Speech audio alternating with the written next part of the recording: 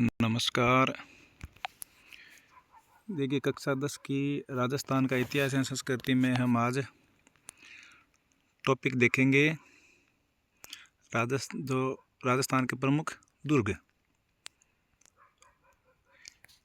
दुर्गों में देखिए, सबसे जो प्राचीन दुर्ग है वो चित्तौड़ का किला माना जाता है कि गिरिडीह दुर्गों में राजस्थान का गौरव चित्तौड़ का किला सबसे प्राचीन और प्रमुख है।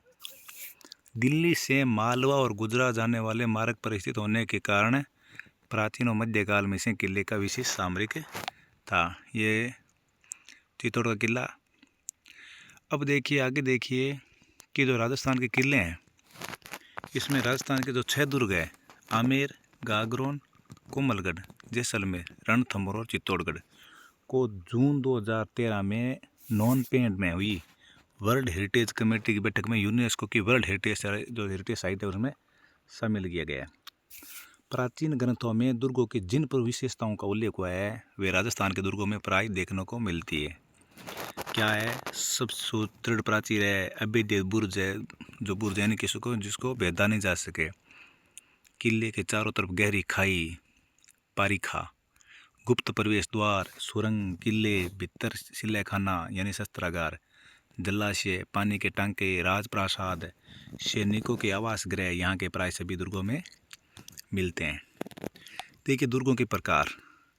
अपनी स्थिति, स्थापत्य, उपयोगिता के आधार पर दुर्गों को कई प्रकारों में वर्गीकरण किया जा सकता है।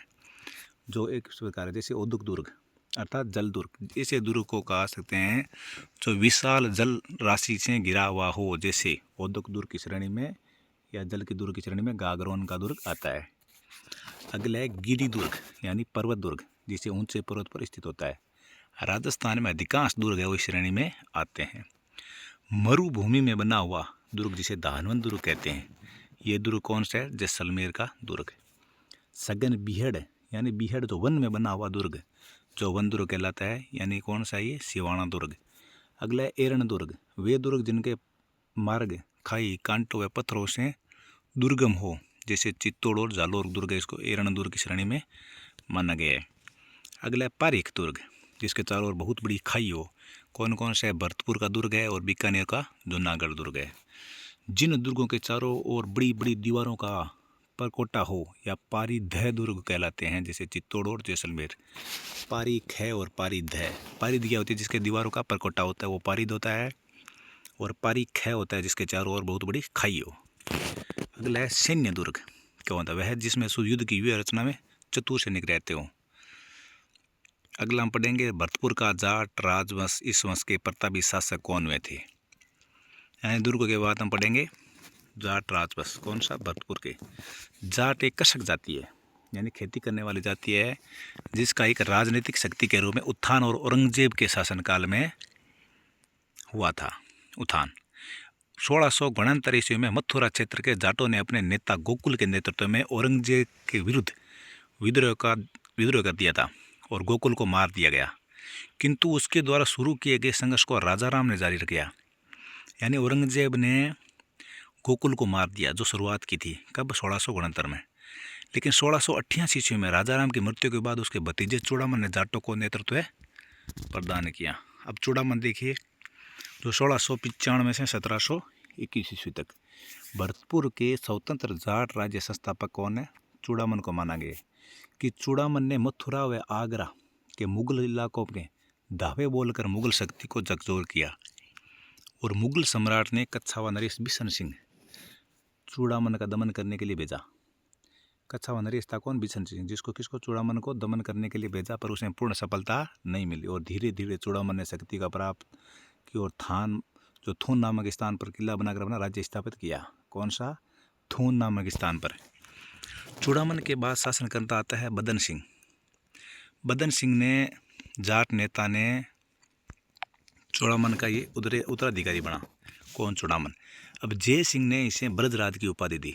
बदन सिंह को ब्रजराज की उपाधि किसने दी? जय सिंह ने उपाधि और जागीरें प्रदान करी। बदन सिंह ने डीग को अपना निवास स्थान बनाया। बदन सिंह ने डीग यानी भरतपुर में वहाँ एक सुदृढ़ गढ़ का निर्माण कर सुंदर जलमहल बनाए और बाग बगीचे भी लगवाए। डीग के अतिरिक्त बदन सिंह ने कुमेर, भरतपुर, वेर में भी दुर्गों का निर्माण करवाया। बदन सिंह ने कुमेर, भरतपुर, वेर में। और बदन सिंह शांति प्रिय शासक था। उसके जाट और कच्छावा मैत्री कर अपने राज्य का विस्तार किया और 1756 ईस्वी में डीग ने इसकी यह भी मृत्यु हो गई डीग में। अगला आता है महाराजा सूरजमल, जाटों का प्लेटो। देखिए महाराजा सूरजमल का पुत्र और इसका उत्तराधिकारी था कौन? सूरजमल। सूरजमल ने भरतपुर में नवीन गढ़ का निर्माण करवाकर नया गढ़ बनाया और अपनी राजधानी भी बनाया। इसने जयपुर के साथ मैत्री और सहयोग की नीति का अनुसरण भी किया। जयपुर की मृत्यु के बाद जय सिंह की मृत्यु के बाद जयपुर की गद्दी के लिए वह उत्तराधिकारी युद्ध में उसने ईश्वरी सिंह के पक्ष में युद्ध किया। तो किसने किया? सूरजमल ने। तो 1760 ईस्वी में यह है महाराजा सूरजमल। 1760 ईस्वी में यह अहमदाबाद को जो अब्दावली थी उनके विरुद्ध मराठों के पक्ष में लड़ने गया, मगर मराठा सेनानायक सदाशिवराव भाऊ को व्यवहार से खिन्न होकर एक भरतपुर लौट आया। पानीपत की पराजय के बाद मराठों को सूरजमल ने शरण में सहायता दी मराठों को, और 1763 ईस्वी में रोहिल्लों के विरुद्ध युद्ध में इसकी मृत्यु हो गई। 1763 ईस्वी में रोहिल्लों के युद्ध में विरुद्ध। इस युद्ध में सूरजमल की प्रतिद्वंदी नजीम खान था, जिसने सूरजमल की मृत्यु की पुख्ता पुष्टि होने पर विश्वास किया था कि यह सूरजमल का अपने शत्रुओं के मन में खौफ एक बड़ा उदाहरण था कि जब तक इनकी मृत्यु नहीं देखी जाती इसने ही खौफ था कि वो जीवित है।